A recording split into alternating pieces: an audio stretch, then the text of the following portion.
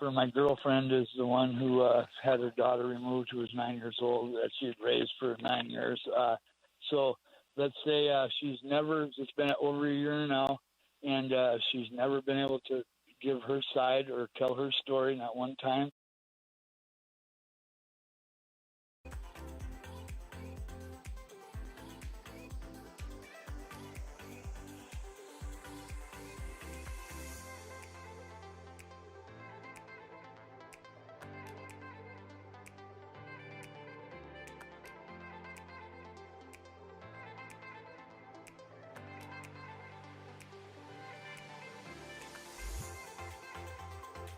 Hi, welcome back. This is The Secret, How to Fight Child Protective Services and Win. I'm Cynthia Becker, and I'm here with attorney Vince Davis. We have Kevin from Minnesota calling in to give us an update on his case. Hey, Kevin, are you there? Yes, I am. Can you hear me? Hey, thanks for calling in tonight. I can hear you loud and clear. Okay, let's say, well, I was just going to recap. So let's say that I have, for my girlfriend is the one who had her daughter removed, who was 9 years old, that she had raised for 9 years. So let's say it's been over a year now, and she's never been able to give her side or tell her story, not one time. There's been absolutely no reunification process at all since this began. It just keeps getting less. She was doing 1 hour a week unsupervised, and now then it went to 1 hour a week supervised, and then it went now to a half hour a week Zoom supervised. And despite no evidence, zero evidence against her at all, she's the guardian litem has visited her in her house one time in 1 year. It's been a year, and she's seen her one time at about 6 months. And let's say her attorney, after filed some papers that said she would agree with some things that absolutely, she told her attorney, I will not allow the sheriff's department to search my home anytime they want. There's no evidence at all against my girlfriend. So, but her attorney filed it anyway. So she's not really sure, what to do on even that matter. And let's say that they keep giving her more things to do. She's completed everything, and then they just keep adding and adding. My girlfriend is disabled with she has chronic pain and fatigue, and they give her, she's 8 hours, 9, 10 hours a day of stuff that she's having to do that she can't. She's physically and emotionally completely shot, and she can't keep doing this. She's gonna die, have a heart attack or something. It's bad. And let's say that also, besides them keep adding more stuff, there's no end date, and they're moving towards permanency. And with her abusive father, who she had a protection order against for the daughter, it's like her lawyer, she's asked to appeal almost every decision. Her lawyer says you can't appeal. If you appeal, then it just stops everything. You'll never get your daughter back. You'll never be able to complete everything in a year or so.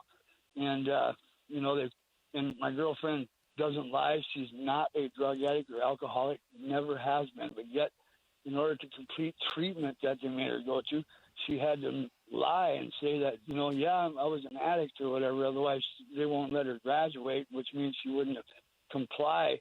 So she's getting in a predicament where now they're, it's like she's having to lie. It's crazy that you have to lie and say that you are an alcoholic or a drug addict or whatever, and then now they're also saying like all this treatment stuff, they want her to pay for it now through her insurance and different things. So I'm not, my question is when does she keeps complying, and they're just, there's no way she can complete anything, and then it's just more lies. She has to just tell more lies or admit.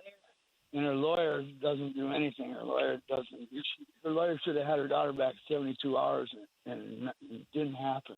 And he just took a different route. There's several roads to get to wherever, and he took like the dirt road that you're never going to get to the end on. So she doesn't know, what to do. she don't know what to do. She's just, you know. Yeah, we've called lawyers. We've called many lawyers. We're a very rural part of Minnesota, rural, and we've called 35 lawyers, and every one of them say the same thing. They're like, there's nothing. They're busy, or they don't really. Just keep complying. The only way you can do it. But and nobody seems to take into consideration that she is disabled. And even her lady at the treatment after counseling tells her, "Well, you don't work. You can go to a couple more meetings a week, AA and stuff." That she has to drive 30 miles one way. She just can't do it. She's completely exhausted. And so, my question is, what do you do when you're in her position? Well, Kevin, it's a difficult position that you've described, and my heart goes out to you.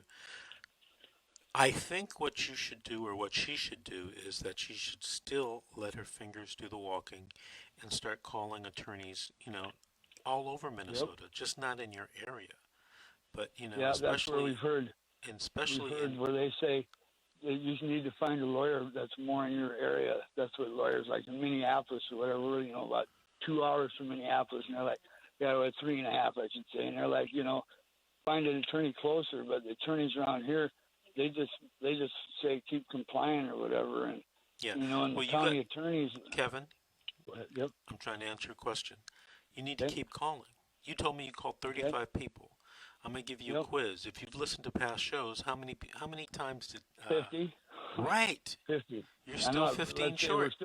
But that's where it's like she doesn't have time to even hardly do anything, let alone try and call attorneys. It's just because they keep she is, her mom just passed away, and her daughter was taken, and so she's just we have called and got some calls back, and another thing too, some lawyers said that because her civil rights were definitely violated here, and they said that once there's an open chips case, they can't do nothing about any of that. Kevin, have you gone on my website? No, I haven't. I just know. In?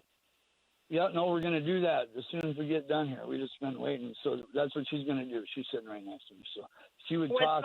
What's the website? The website was we wrote it down. Right? What was the website? Let's see. Is it other girls? Yeah, right here. She's you want to say it? Because I don't know where she wrote it down. Okay, CPS attorney. Yep, CPS attorney Rolodex. Rolodex.com. Yep, I did have it wrote down right here. So yeah, and she will put that on there, and then hopefully we can hook up with some sort of an attorney. But she's emotionally drained. That it's like everyone's probably. I get it, but you don't want that to be an excuse to not get those kids back. Oh, and I know. let you. That's right.